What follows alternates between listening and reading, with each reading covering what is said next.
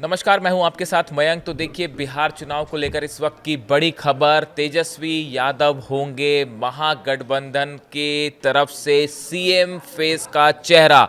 इस बात को लेकर सीपीआई की तरफ से मुहर लगा दी गई है, इस बात को लेकर वीआईपी की तरफ से मुहर लगा दी गई है। कांग्रेस को लेकर एक सस्पेंस बरकरार था, लेकिन सूत्रों के हवाले से खबर है कि कांग्रेस भी इस बात के लिए तैयार हो गई है और कांग्रेस की तरफ से भी अब इस बात को साफ कर दिया गया है। इस बात के लिए कांग्रेस सहमत हो गई है कि तेजस्वी यादव ही महागठबंधन का सीएम का चेहरा होंगे। इन सब की राय लेकर के हम लोगों ने तय किया है इस चुनाव में अगले मुख्यमंत्री चेहरे के रूप में तेजस्वी यादव जी को हम लोग सपोर्ट करते हैं।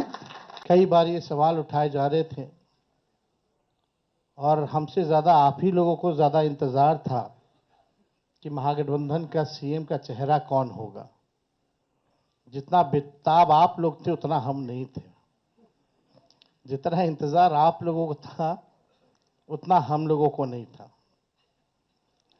हम महागठबंधन के लोग केवल सरकार बनाने के लिए ही नहीं, मुख्यमंत्री बनने के लिए नहीं, बल्कि हम लोगों को बिहार बनाने का काम करना है, इसलिए हम लोग एकजुट हुए हैं।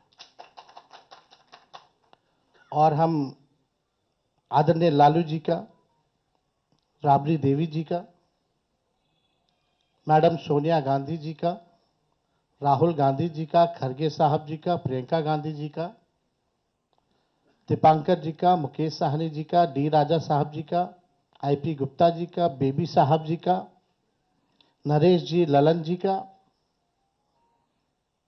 हम दिल से धन्यवाद देते हैं कि सभी महागठबंधन के साथियों ने मुझ पर पुनः भरोसा जताया है। इसके लिए सभी हमारे महागठबंधन के नेता हों, कार्यकर्ता हों, उन सब लोगों को दिल से हम धन्यवाद देते हैं और उन सभी लोगों से ज़रूर कहना चाहेंगे कि जो उम्मीद, जो विश्वास आप लोगों ने हम पे जताया है, उस उम्मीद पर हम ज़रूर खरे उतरेंगे और मिल करके जो डबल इंजन की सरकार है, एक इंजन भ्रष्टाचार में है, एक इंजन अपराध में है, ऐसी 20 साल पुरानी निकम्मी सरकार को हम लोग उखाड़ करके फेंकेंगे।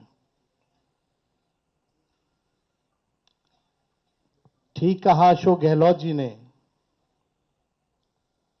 कि भाई हमारा तो जॉइंट प्रेस कॉन्फ्रेंस भी हो गया, इससे पहले कई राउंड हम लोग साथ भी बैठे, लेकिन हम लोगों ने नीतीश जी के साथ जो है, जो अन्याय हो रहा है एनडीए में, एक बार भी कोई भी जॉइंट प्रेस कॉन्फ्रेंस जो है नहीं की गई है और ना ही ऑफिशियली रूप से मुख्यमंत्री का चेहरा घोषित किया गया है। तो हम लोग तो शुरू दिन से ही कह रहे थे कि भाजपा के लोग नीतीश जी को दोबारा मुख्यमंत्री नहीं बनाएंगे और इस पे और किसी ने मुहर नहीं लगाया है, बल्कि अमित शाह जी ने एक बार नहीं कई बार इस बात को बोला है कि विधायक दल की जो संख्या होगी वो तय करेगा। लेकिन अमित शाह जी से हम जानना चाहेंगे, इस बार आप ये बात कह रहे हैं, पिछले बार तो ये बात नहीं थी। यह लगातार 20 साल से एनडीए की सरकार है, हमेशा से मुख्यमंत्री का चेहरा आप लोगों ने घोषित किया। आखिर क्या कारण है कि इस बार आप नीतीश कुमार जी का मुख्यमंत्री के चेहरे का नाम का घोषणा क्यों नहीं कर रहे? अब ये सवाल बड़ा खड़ा होता है। तो हम लोग तो जो कहते थे वही हो रहा है और आप देख लीजिए, जो भी जनता दल यूनाइटेड में जो नेता हैं, नीतीश जी के खराब सेहत का वो चेहरे का इस्तेमाल करके 3-4 नेता जो भाजपा के लिए ही काम कर रहे हैं, जो जनता दल यूनाइटेड को खत्म करने में लगे हैं, अब चुनाव के बाद जनता दल यूनाइटेड को भी ये लोग खत्म कर देंगे, दल नहीं रहेगा। यानी आप मान के चलिए कि नीतीश कुमार जी का ये आखिरी चुनाव है। ये स्पष्ट अमित शाह जी ने कर दिया है, निर्णय ले लिया है। देखिए, एक कसक बिहारी होने के नाते शुरू से रही है कि हमारा राज्य जो है अव्वल राज्यों में आए। लेकिन 20 साल राज करने के बाद भी राज्य में 11 साल केंद्र में मोदी जी प्रधानमंत्री रहते हुए भी सबसे अगर कोई गरीब राज्य है तो बिहार है। सबसे ज्यादा अगर बेरोजगारी है तो बिहार है। सबसे ज्यादा अगर पलायन होता है तो बिहार में।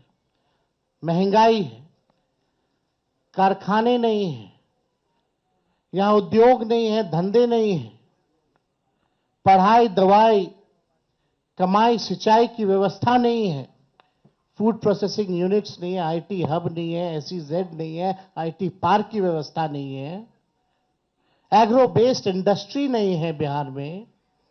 प्रति व्यक्ति आय पूरे देश में अगर सबसे कम है तो हमारे बिहार के लोगों का है। प्रति व्यक्ति निवेश सबसे कम है। किसानों के आय के मामले में बिहार सबसे फिसड्डी है और यहां अपराध चरम सीमा पर है। 70,000 से भी ज्यादा हत्याएं 20 साल में हो गई। ना सुनवाई है, ना कार्रवाई होती है। भ्रष्टाचार ब्लॉक थाना चले जाइए, बिना भ्रष्टाचार के, बिना घूस दिए हुए कोई काम नहीं हो रहा। चारों तरफ से अफसरशाही लागू है। जनप्रतिनिधियों की भी पूछ नहीं है, मंत्रियों की भी पूछ नहीं है। डिपार्टमेंट मंत्री नहीं बल्कि सेक्रेटरी चलाता है। ये बिहार की सच्चाई है।